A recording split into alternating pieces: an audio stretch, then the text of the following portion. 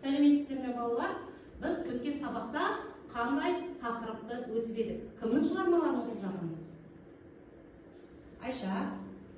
Біз Махамбет Өтемісұлының «Мен шығармасын оқып, мазмұнымен танысқан болатынбыз, жақсы. Ендеше бүгінгі күннің ретін жазып, бүгінгі сабақтың тақырыбын жазып қояйық. Бүгінгі сабақтың тақырыбы «Мен едім» өлеңінің көркемдік ерекшелігі.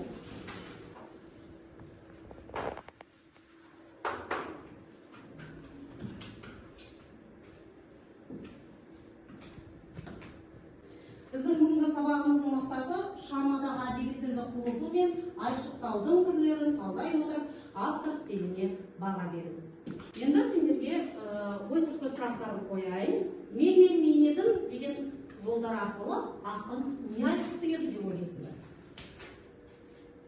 Махамбет Өтемісұлы мен сөздік эссе арқылы өзінің тұлғалық болмысын айтқысы келді деп ойлаймын.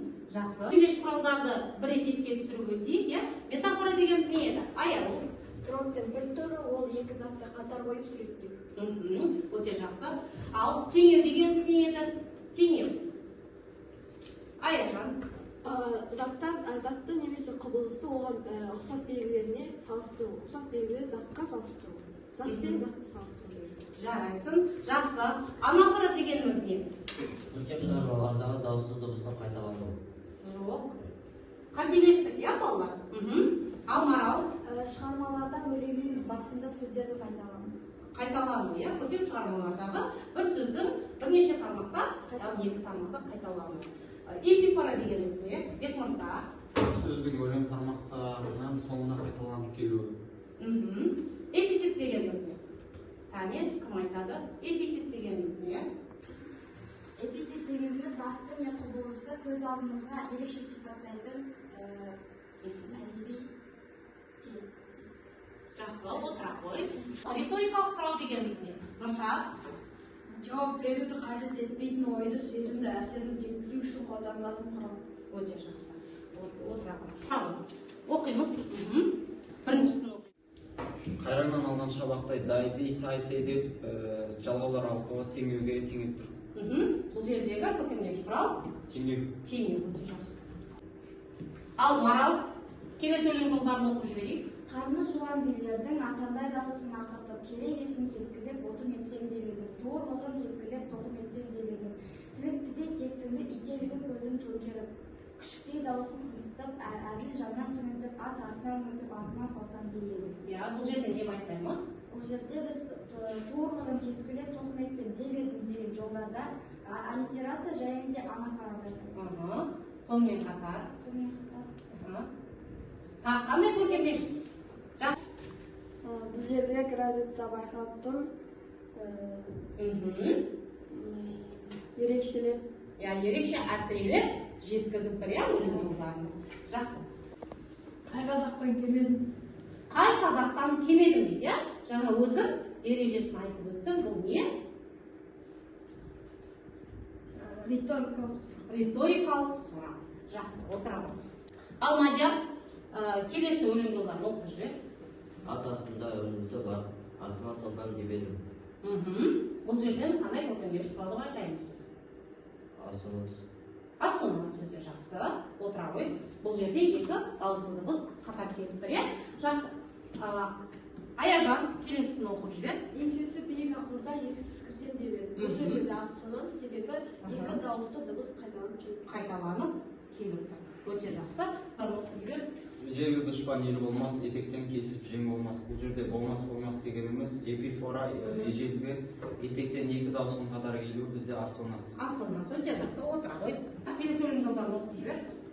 Мен едім, мен арында жүргенде екі дауысыз дыбыс қатарынан келіп тұр, аллитерация және мен деген анафора. Анафора, өте жақсы. Отыра қой. Осы жаңағы өлең жолдарын талдап болды. Осы бойынша дескриптор сіздерге тақтада көрініп тұр. Осы бойынша өздеріңіздің бағаларыңызды көтеріп қойыңыздар. Бағаладық па балалар? Қане бағалауымызды көтеріп көрсетіп жіберейік. Өте жақсы, жарайсыңдар. Келесі тапсырмамыз көркемдегіш құралдарды талдай отырып, автор стиліне баға беру.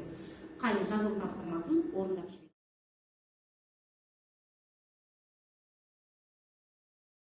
Тапсырманы орындап болса, кім оқып береді жазған тапсырмасын?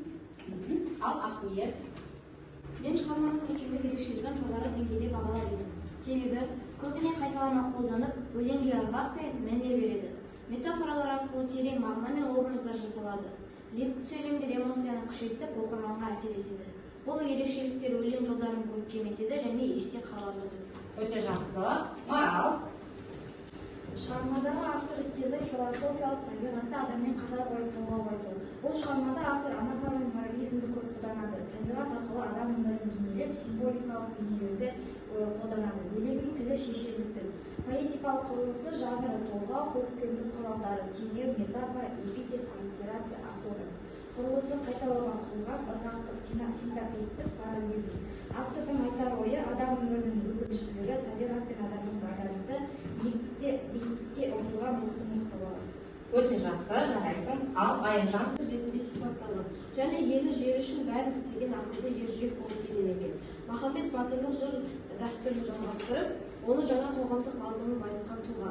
Оның поэзиясы тек көркемдік туынды ғана емес, халықтың момын арманын, ерлікке ұмтылысын айтатын құрал ретінде пайдаланылған.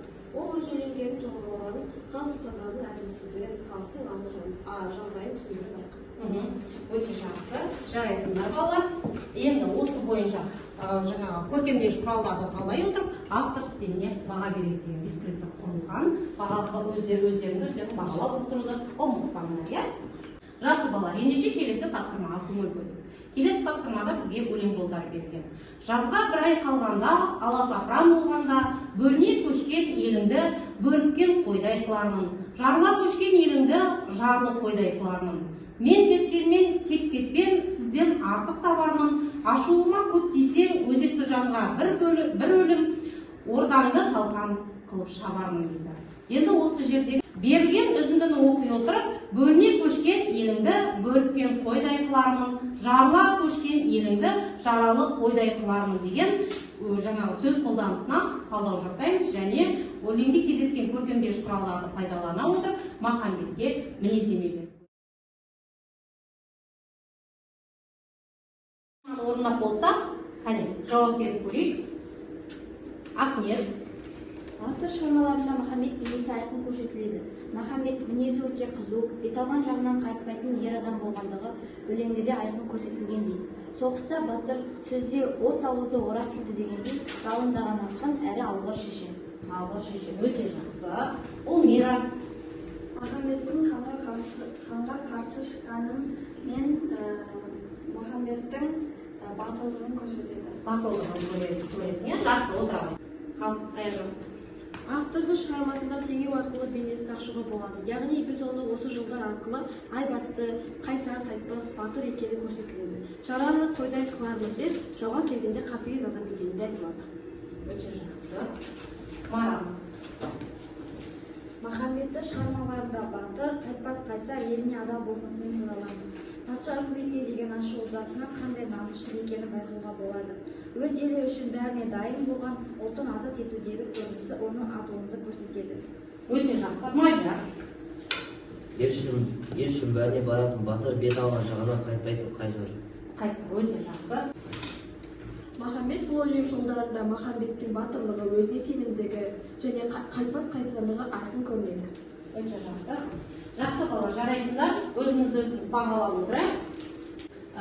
Ендеше балалар сабағымызды қорытындылайық. Төрт сөйлем әдісі арқылы сабағымызды қорытындылаймыз. Бұл жерде пікір жазамыз. Өткен тақырып бойынша өзіндік пікірлеріңді бір сөйлеммен жазып шығасыңдар. Одан кейін дәлел. Пікірлеріңді бір сөйлеммен дәлелдеп шығасыңдар. Одан кейін осы жаңағы пікірлерге байланысты мысал келтіреміз. Пікірлеріңді өмірмен байланыстырып мысалдар келтіресіңдер. Және өлеңнің мазмұны бойынша қорытынды жазып шығасыңдар.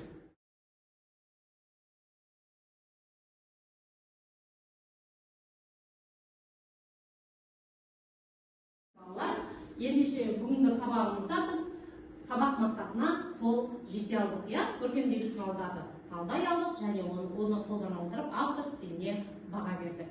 Осы сабақ бойынша әркім өзін-өзі бағалау жүргізілді. Кәне бағаларымызды айтып берейікші, бүгін қанша балл жинадық екен? Айша 8 балл, Ұлмира 7 балл, Бекмырза 7, өте жақсы. Мадияр 6 балл, Рамазан 6 балл, Ақниет 8 балл, Аяжан 8 балл, Марал 10 балл, Аягүл 8 балл. Жарайсыңдар. Үйге тапсырма осы Махамбет Өтемісұлының мен мен едім өлеңін жаттау. Осымен сабағымыз аяқталды. Көп рахмет.